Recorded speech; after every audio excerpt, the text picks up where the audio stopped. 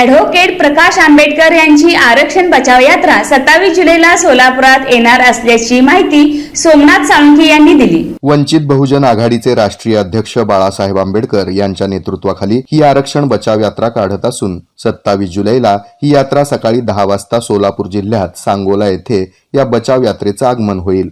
या ठिकाणी कॉर्नर सभा होणार आहे। दुपारी 1 वाजता पंढरपूर येथे जाहीर सभा होईल, तर दुपारी 4 वाजता मोहोळ येथे कॉर्नर सभा होईल।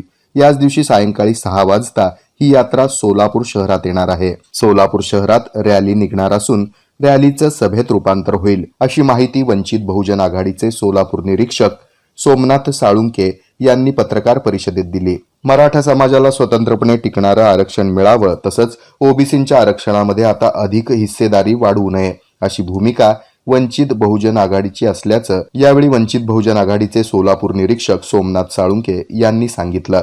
सांगोल्यामधून ही यात्रा पंढरपूर मंगळवेढा मार्गे सोलापूरमध्ये येणार आहे। यात्रेच्या दरम्यान सोलापूर शहरामध्ये सायंकाळी 6 वाजता 27 तारखेला जाहीर सभा होणार आहे। या यात्रेचा आणि बाळासाहेबांचा मुक्काम सोलापूर शहरामध्ये होणार आहे। 28 तारखेला सकाळी 9 वाजता ही यात्रा मोहोळकडे रवाना होणार आहे। मोहोळ, माडा आणि कुर्डवाडी मार्गे।